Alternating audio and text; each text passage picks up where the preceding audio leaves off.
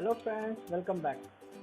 हम लोगों ने लीनियर इक्वेशंस इन टू वेरिएबल ये वाला चैप्टर शुरू किया था, जिसमें हम लोगों ने एलिमिनेशन मेथड कंप्लीट कर ली। आज के इस लेक्चर में हम लोग ग्राफिकल मेथड देखेंगे।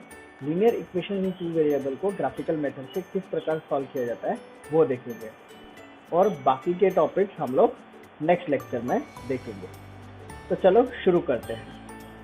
ग्राफिकल मेथड शुरू करने से पहले हम लोग ग्राफ से जुड़े कुछ टर्म्स को रिवाइज कर लेते हैं। आपको जो स्क्रीन पर दिख रहा है उसे हम लोग ग्राफ कहते हैं। हॉरिजॉन्टल लाइन को एक्स एक्सिस कहते हैं और वर्टिकल लाइन को हम लोग वाई एक्सिस कहते हैं। जहां एक्स एक्सिस और वाई एक्सिस इंटरसेक्ट करते हैं उस पॉइंट को हम लोग ओरिजिन कहते हैं।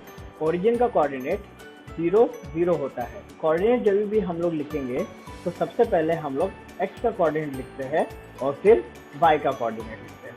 x और y एक्सिस दिए हुए प्लेन को 4 भागों में डिवाइड करती है। इसे हम लोग क्वाड्रेंट्स कहते हैं। अगर आप एंटी क्लॉकवाइज देखोगे तो ये है फर्स्ट क्वाड्रेंट, ये है सेकंड क्वाड्रेंट, ये थर्ड क्वाड्रेंट और फोर्थ क्वाड्रेंट।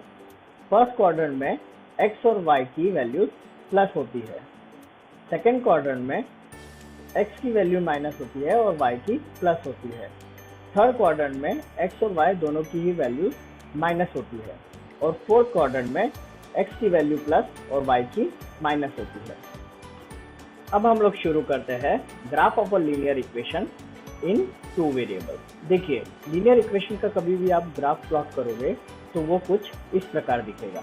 लीनियर इक्वेशन के ग्राफ कभी भी स्ट्रेट लाइन होती है। चलो हम लोग ग्राफिकल मेथड को एक एग्जांपल के जरिए समझते हैं। Solve the following simultaneous equations graphically. हमें दो लीनियर इक्वेशंस दिए हैं। x + y = 4 ये हमारा फर्स्ट इक्वेशन है और 2x - y = 2 ये हमारा सेकंड इक्वेशन। चलो तो फिर हम इनका ग्राफ प्लॉट करने की कोशिश करते हैं। x + y = 4 यह हमारा इक्वेशन नंबर 1 है। इसका हम लोग ग्राफ प्लॉट करने की कोशिश करते हैं। आपने पिछले क्लास में पढ़ा है कि लीनियर इक्वेशंस इन टू वेरिएबल का आप ग्राफ जब निकालते हो तो वो एक स्ट्रेट लाइन होता है और उस लाइन पर जितने पॉइंट्स होंगे वो उस लीनियर इक्वेशंस के सॉल्यूशन होंगे। हम ग्राफ ड्रॉ करने के लिए उन्हीं पॉइंट्स को फाइंड करने की कोशिश करते हैं। उसके लिए आप इस प्रकार का टेबल बना लीजिए। इसमें 4 कॉलम है और 3 रोज है। फर्स्ट कॉलम में आप x, y और xy लिखिए। हम अपना ग्राफ प्लॉट करने के लिए 3 पॉइंट्स के कोऑर्डिनेट फाइंड करने की कोशिश करेंगे। देखिए, अगर आप 2 पॉइंट्स भी फाइंड करते हैं तब भी आपको स्ट्रेट लाइन मिलती है और आपका काम हो सकता है, लेकिन इससे हमें यह नहीं पता चलता कि हमारी लाइन सही है या नहीं। अगर आप 3 ऑर्डर्ड पेयर फाइंड करते हैं तो आप तुरंत श्योर हो जाते हैं कि आपने जो पॉइंट फाइंड किए हैं वो सही है या नहीं। अगर आपने जो पॉइंट फाइंड किए हैं वो सही नहीं है तो आपकी लाइन स्ट्रेट लाइन नहीं आएगी। तो इसीलिए हम 3 ऑर्डर्ड पेयर फाइंड करने की कोशिश करते हैं। तो उसके लिए आप x की वैल्यू 0 मान लीजिए और यह वैल्यू इक्वेशन 1 में पुट कीजिए तो हमें y की वैल्यू 4 मिलेगी। तो हमारा फर्स्ट ऑर्डर पेयर मिला 0 और 4। अब आप y की वैल्यू 0 मान लीजिए और उसे इस वैल्यू को आप इक्वेशन 1 में रखिए। हमें x की वैल्यू 4 मिलेगी। तो हमारा सेकेंड ऑर्डर पेयर मिला 4 और 0।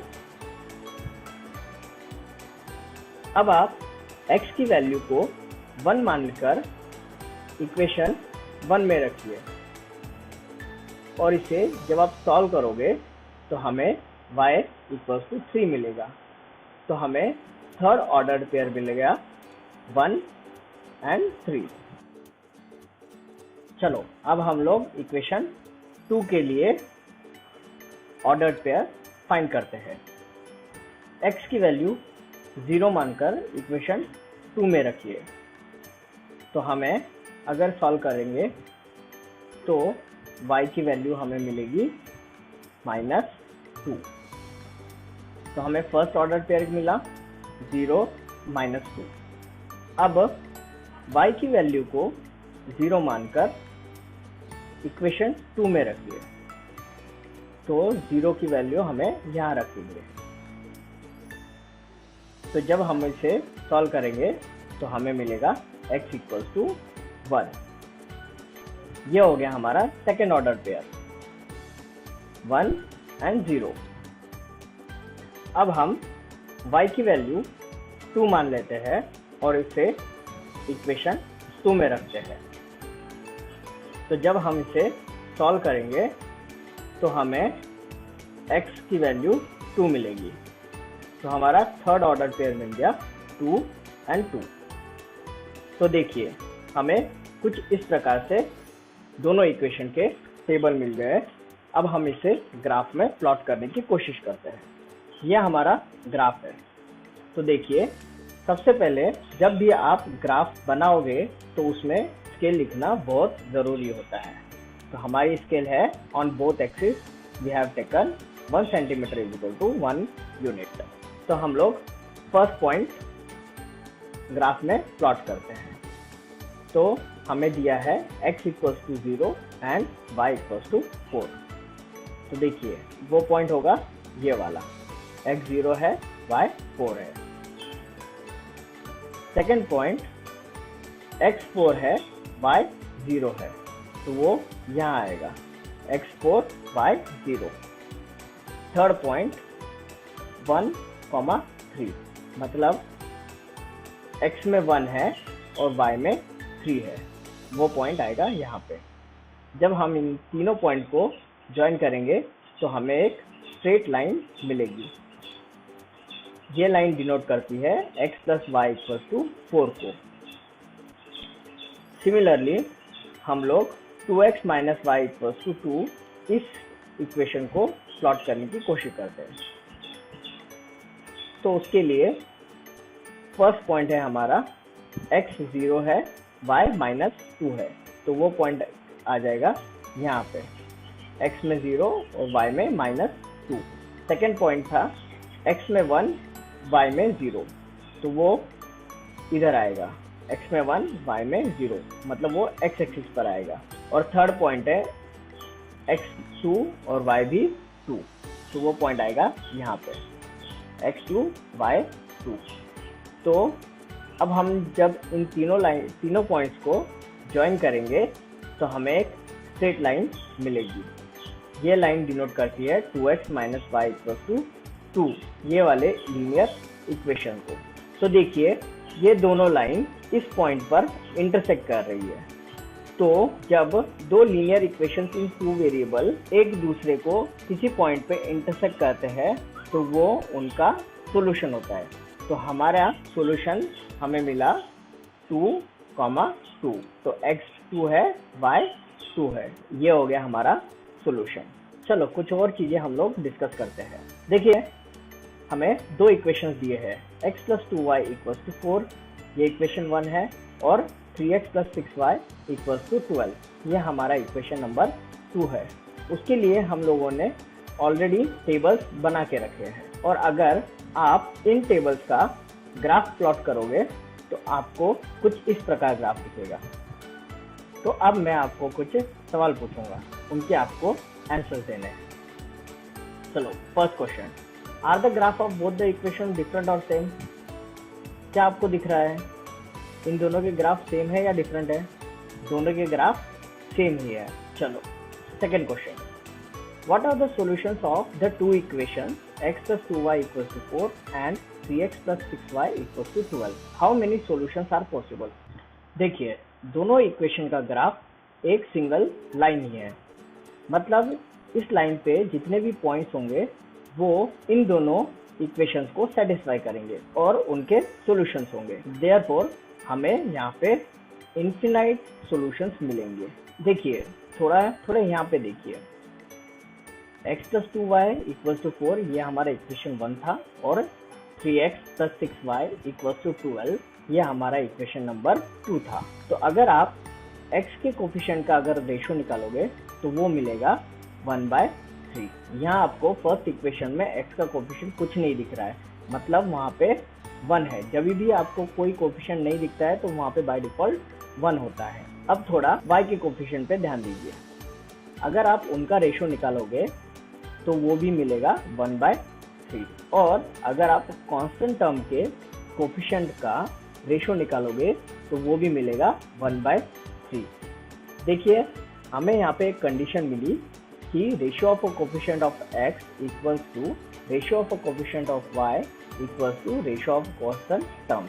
मतलब x के कोफिशिएंट का रेशो और y के कोफिशिएंट का रेशो और कांस्टेंट टर्म के कोफिशिएंट का अगर रेशो सेम है तो उस कंडीशन में हमें जो लाइन मिलेगी वो मिलेगी स्ट्रेट लाइन, और उनके इन्फिनाइट सॉल्यूशन होंगे। चलिए अब हम लोग नेक्स्ट एग्जांपल देखते हैं। देखिए आपको फर्स्ट इक्वेशन दिया है x minus 2y equals to 4 और 2x minus 4y equals to 12, ये आपका इक्वेशन नंबर 2 है।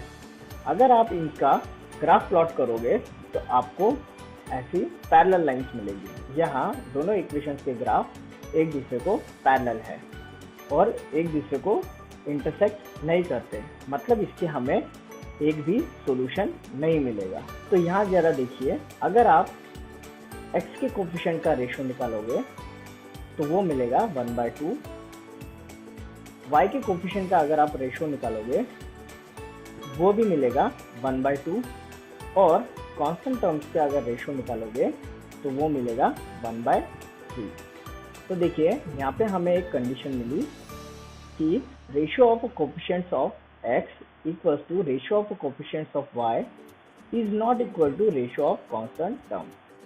तो देखिए जब भी हमें ऐसी कंडीशन मिलेगी तो उस केस में दिए गए दो लीनियर इक्वेशंस इन टू वेरिएबल के जो ग्राफ होंगे वो पैरेलल लाइंस होंगे और उनका एक भी सॉल्यूशन नहीं होगा। The equations will have no solution. यहाँ दोनों लाइन पैरेलल्स है और एक दूसरे को वो इंटरसेक्ट नहीं करेगी, तो इनका हमें इंटरसेक्शन पॉइंट नहीं मिलेगा, तो इस वजह से इनका कोई भी सॉल्यूशन नहीं होगा। तो देखिए हमें यहाँ पे कुछ कंडीशंस मिलती है, उसे हम लोग कहते हैं condition of consistency in equations. Suppose हमें दो लीनियर इक्वेशंस इन टू वेरिएबल दिए हैं, a1x plus b1y equals to c1 और a2x plus b2y equals to c2।